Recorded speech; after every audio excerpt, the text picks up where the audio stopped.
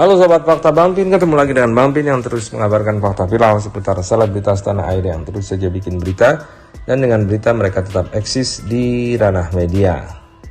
Sandi Purnamasari, istri dari Juragan 99, kupingnya nampaknya panas juga.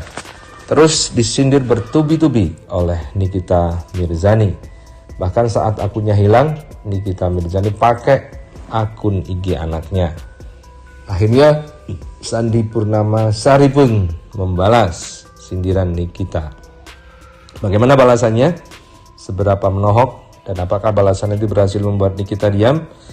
Kita simak saya kupas tipis-tipis fakta Bang Pin kali ini. Like, subscribe, dan komennya ditunggu. Dan jangan lupa selalu ada doa dalam setiap lentikan jarimu.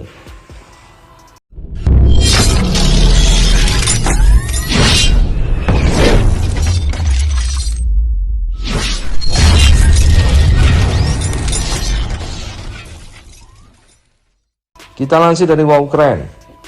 Terus disindir Nikita Mirzani, Sandi Purnamasari singgung soal penyakit AIN. Nikita Mirzani belakangan ini terus-menerus melayangkan sindiran pada pasangan Gilang Widya Pramana atau dikenal dengan Juragan 99 dan Sandi Purnamasari.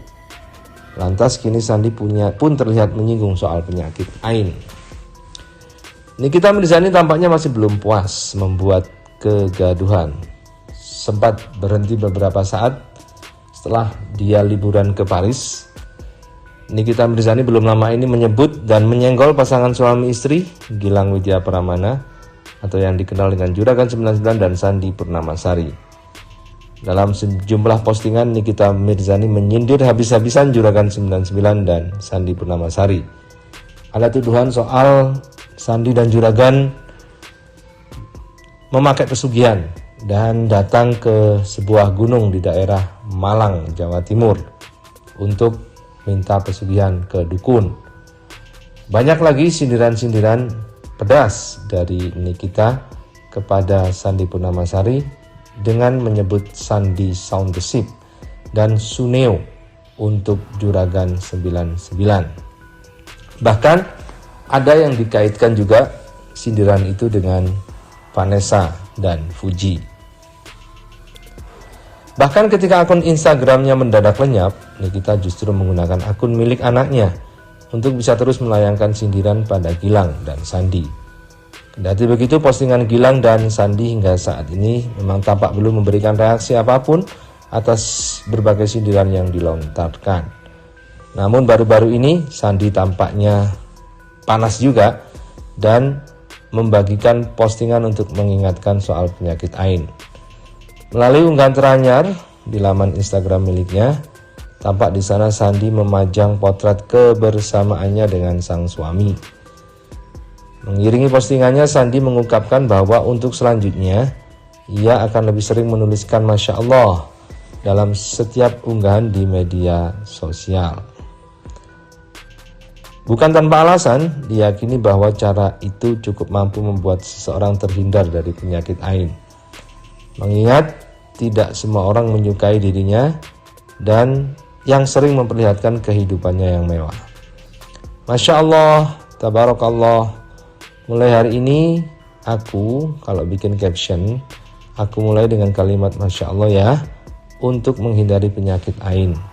Tulis Sandi sebagai keterangan pada video postingannya tersebut.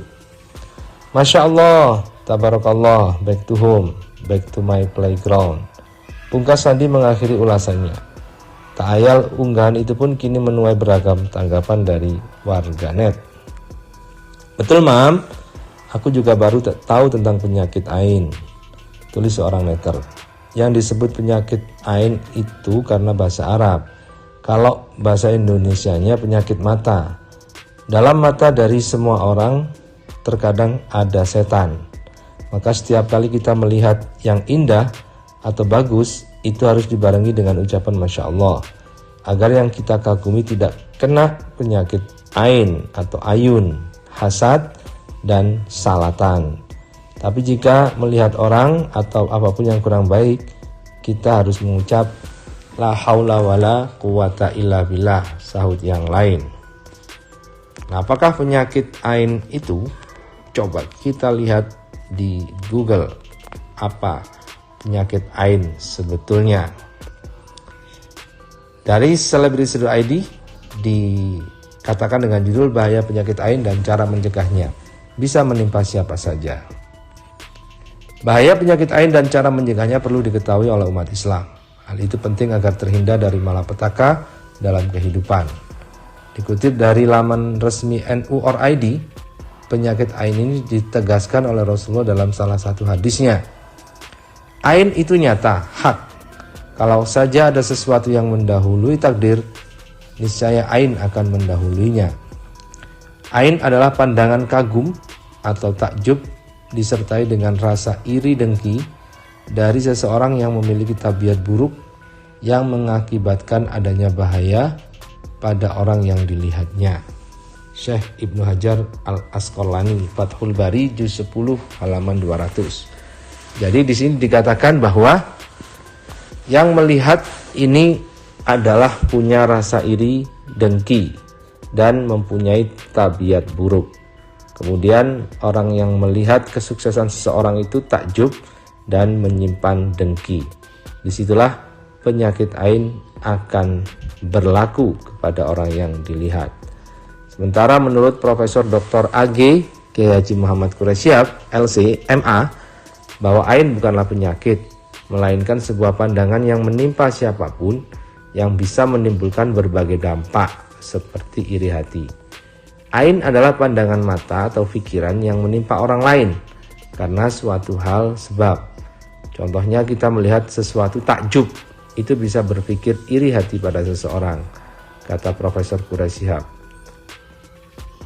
Lebih lanjut, melihat pengertian di atas dapat ditarik pemahaman bahwa ain ada dua macam. Pertama, pandangan dari orang yang memiliki tabiat buruk yang dalam hatinya terdapat rasa hasud, dengki, dan ingin mencelakai terhadap orang yang dipandangnya.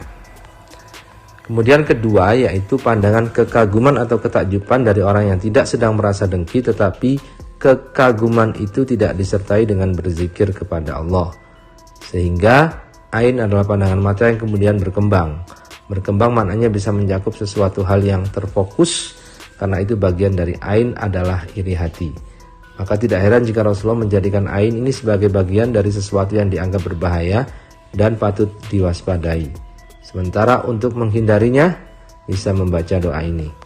Aku berlindung dengan kalimat-kalimat Allah yang sempurna dari semua setan, binatang yang beracun, dan ain yang menyakitkan.